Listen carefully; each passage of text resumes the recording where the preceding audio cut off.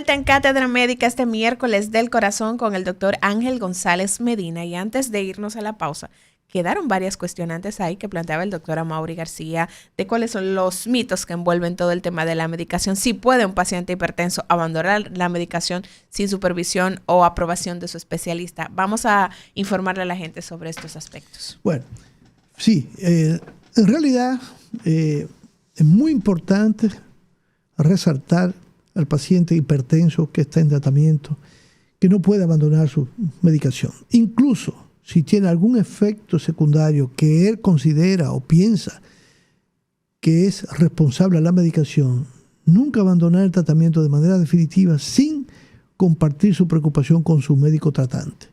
O por lo menos, si no está al tanto su médico tratante o no es accesible, hacerlo con cualquier otro médico que le pueda ayudar a orientar.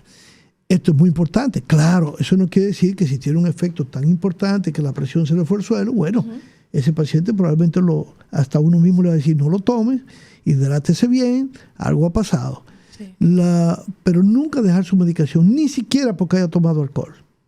Nunca. Que la gente tiene esa idea de que me voy a dar unos traguitos, no me voy a la pastillita. Exacto. Sobre todo que hay medicamentos que no se pueden suspender de manera repentina.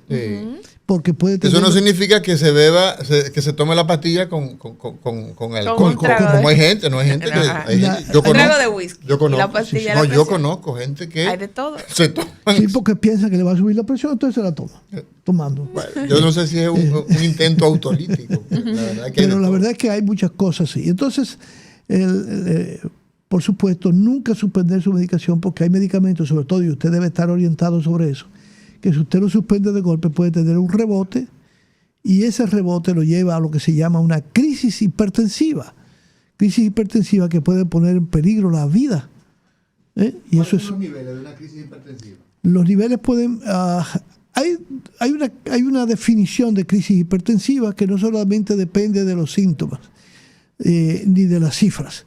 Si tú tienes un paciente con una presión, aunque esté asintomático, mayor de 200 milímetros de mercurio, la presión sistólica mayor de 130 o más de presión diastólica, ese paciente tiene una crisis hipertensiva tipo urgencia. Es decir, no hay que ingresarlo, sino tratarlo rápidamente y tratar de controlar esa presión en las primeras 24 horas. O sea, si un paciente tiene 200 o más, sí, o 130 de diastólica, exacto. Ya, aunque es una emergencia. Sí, aunque de acuerdo a las normas norteamericanas, todo aquel que está por encima de 120 se considera que está en una crisis hipertensiva, aunque no tenga síntomas. Sí.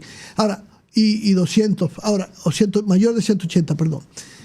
Pero esto es desde el punto de vista de una definición. No es que tú vas a intentar, no. Simplemente lo trata y tratar de controlar esa presión en las próximas 24 horas. Esa es la idea.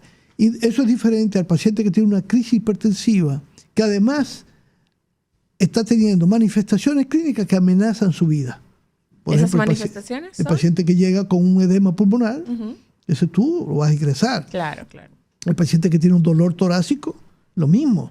O que tiene un importante dolor de cabeza. Ese paciente, eso es lo que se llama una verdadera crisis hipertensiva, que es una emergencia, que hay que tratarla como tal y tratar de controlar la presión en las primeras 3 horas. ¿Se puede manejar, doctor, un paciente hipertenso y ser controlado sin necesidad de medicación? ¿Hay tratamiento para la hipertensión que no es exclusivamente con fármacos? Hay pacientes, nunca uno lo deja solo, y no que tú puedes tratarlo. Yo considero que tratarlo y entonces decirle, bueno, tenemos que bajar 30 libras, tenemos que bajar 40 libras. ¿Por qué? Porque ya con bajar 10 libras tú estás bajando un 10% de la presión arterial. Así que si tú tienes 170, por ejemplo, lo más probable es que tu presión baje un 10%, o sea que se acerque casi. Entonces probablemente vas a usar menos medicamentos. Se ha visto pacientes que han perdido una cantidad de libras, como 60, 80 libras, y se han normalizado. Y el caso más, y eso sin hacer intervención de otro tipo. Solo con la pérdida de peso. Entonces ahí es donde la cirugía bariátrica también tiene sus efectos, o las medicaciones que se usan ahora para producir reducción de peso. ¿Por qué? Porque eso determina que el paciente se normalice, porque el mecanismo principal, el factor principal de su hipertensión es la Ese obesidad. sobrepeso. Así es. Vamos a ver qué dice la gente. 809-682-9850, línea internacional 833-380-0062. Buenos días. Doctor, yo tengo 53 años. Quiero su orientación porque tengo problemas de erecciones y me dice que puede ser un problema vascular. Problema de erección. Sí. Sí, a ver, que me dice que puede ser un problema vascular. ¿No eres diabético? ¿Qué médico me recomienda el doctor visitar para una evaluación? ¿No eres diabético? Sí, sí. Ah, ok. Sí, diabético. Bueno, Pero tiene yo puedo dos hablarle. condiciones que puede llevar al daño vascular. Eso es la hipertensión y sobre todo la diabetes. El diabetes es el que más propensión tiene, para mí es el más vulnerable a desarrollar este problema de la erección y obviamente vigilar que la medicación que esté tomando, porque hay medicamentos que sí pueden alterar la libido, los diuréticos lo pueden hacer, los llamados beta-bloqueadores también, y a veces hay personas que se quejan de cualquier medicamento. Los PRIL. Los Sí. beta-bloqueadores son Sí. los PRIL. Pero no, los beta-bloqueadores son los OL. Los OL, perdón. Metoprolol, Metoprolol, propanolol, metoprolol, perdón, exacto. sí. Entonces- Entonces, una pregunta, doctor. El diabético versus el hipertenso, entre esos dos grupos, el que más problema va a El tener. más vulnerable es el diabético. El diabético. Porque daña la vasculatura, la Sí. microvasculatura. Sí. ¿Sí? Es el que más daña microvasculatura. Entonces, o sea, los microvasos, con mucha frecuencia se asocia con este problema del déficit de erección. Entonces, muy importante, lo más probable es que, bueno, tiene dos condiciones, pero visite al urólogo.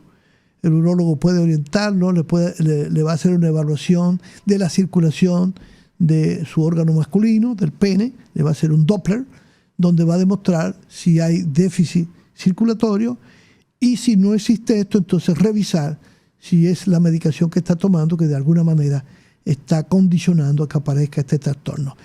Le decía ahorita que hay LOL Sí. que se han asociado que no afectan, son los de más reciente generación. Sí. Por ejemplo, el Nebivolol. Sí. El Nebivolol se ha estudiado porque estimula la función del endotelio vascular. Y El óxido hay nítrico. estudios donde se ha demostrado que con este medicamento no ocurre. Claro, no es tan potente como antihipertensivo y es porque tiene un efecto muy exclusivo a nivel cardíaco, el Nebivolol, Ya. que lo tiene el bisoprolol, pero cuando te usa dosis alta también se comienza a comportar como si fuera prácticamente un beta-bloqueador que no sea tan específico. El más específico es el Nebivolol de todos. Ya. Pero hay un tema también, doctor, ahí, con esa pregunta que hace nuestro radio escucha, en lo relativo al valor que tiene esas evaluaciones tempranas. O sea, Claro. pacientes que usted le toma una muestra de sangre, determina que los lípidos están elevados, por ejemplo, ¿no? Pacientes anémicos. Un paciente anémico Correcto. es lo más común que hay. Sí, sí, sí. O sea, es increíble la cantidad de mujeres que andan por ahí con una anemia importante. 8, 7, 6 gramos de hemoglobina. Hemoglobina, sí. Entonces, un paciente que no sabe que es anémico, que tiene un problema de una anemia importante, es una persona que va a tener un mal funcionamiento de todo, piensa lento, pero la mayoría de la gente quizás eso no le presta importancia. Ahora, cuando tiene problema de erección, ahí inmediatamente la gente dice, espérate, que esto es importante, Claro, ¿verdad? seguro, Esto es importante, seguro. ¿verdad? Entonces, el problema de una buena revisión básica es importantísimo. Niveles altos de colesterol, por ejemplo. Paciente que tiene una hipercolesterolemia, donde va a afectar todos los vasos, incluyendo los vasos. Claro, correcto. Los vasos Sí, penianos. Es que son factores de riesgo que se asocian todos. Exacto. La dislipidemia, o sea, la hipercolesterolemia, la diabetes, la hipertensión, el uso de tabaco. El tabaquismo es un elemento uno de los elementos más que más perjudiciales daña para las los arterias. vasos sanguíneos, ¿no? Increíble. Yo tengo una lucha, digo así una lucha porque son amigos, son ya mayores de edad, todos tienen cédula y son mayores que yo, y viven insistiendo en que el tabaquismo, está demostrado, el tabaquismo que produce una lesión a la parte que se conoce como El endotelio. el vascular, endotelio. La capa interna de los vasos. Que eso es, sin lugar a duda, provoca daño. Entonces, eso también genera problemas, doctor. Lo que pasa, hay un problema, Amaury, eso yo se lo explico muy bien a los estudiantes. Ustedes han visto que ustedes mismos pueden decir, mira, mi abuelo fue fumador y duró 90 años.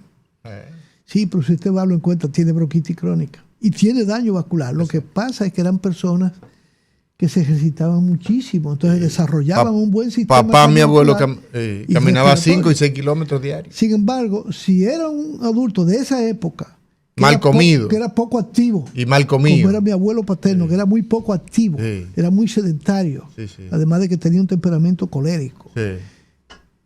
Desarrolló un infarto a los 67 años. Sí. El único en la familia. Sí. Entonces, pero hay de todo. Pero era un gran fumador. Pero fíjese, doctor, que muchas personas tienen ese concepto. Dicen, no, mira, la gente antes vivía mucho. Mentira, la gente vivía poco. No, porque toda la expectativa de vida. Infecciosas. Exacto, la expectativa de vida en los años 50 eran 50 años, exacto. justamente. Pero habían personas que tenían condiciones, o sea, medios de poder bien alimentarse y entonces se ejercitaban mucho. No tenían el tema del estrés. No. El estrés, o sea, y esa población pobre, hipopapemia, estrés, hipopapemia. O sea, sí.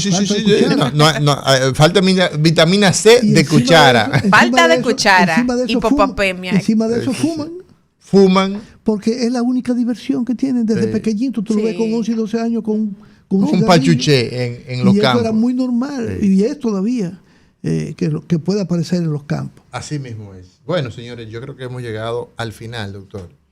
Y la verdad es que la fue como corto el tiempo hoy. Bueno, es que Lizania yo creo que Isidro adelantó el reloj. No, yo creo que fue Lizania que dijo. Eso me hicieron los estudiantes el lunes. Sí. Sí, porque yo llego y de repente dije, ¿qué es esto? Y después que salgo, me doy cuenta que salí media hora antes de la hora. Porque yo estaba mirando el reloj que estaba en la pared. No y me fijaba en mi reloj. Y el reloj estaba dañado, estaba adelantado. Bueno, doctor, gracias por estar una vez más en su programa de los miércoles. Bueno. Con el corazón y del corazón. Para mí, tú sabes que es más que una satisfacción. Este es mi dosis de felicidad a mitad de semana. Sí. Porque cuando yo vengo aquí, no solamente el hecho de poder orientar a la población en cosas que son tan importantes para la calidad de vida y para la prolongación de la vida, pero además hay un elemento adicional, el cariño que yo recibo desde que llego a la puerta, desde los muchachos que toman el vehículo, van, ellos lo estacionan. Es decir, bueno, yo a veces parezco que soy el segundo dueño de este equipo. Qué bien. Señores, gracias por estar con nosotros, gracias por preferirnos cada mañana de 10:30 a 12 del mediodía, Cátedra Médica, Lizania Salcedo, un servidor, el doctor Amaury García, el doctor Ángel González Medina. Hemos tenido el privilegio de estar en el día de hoy con ustedes.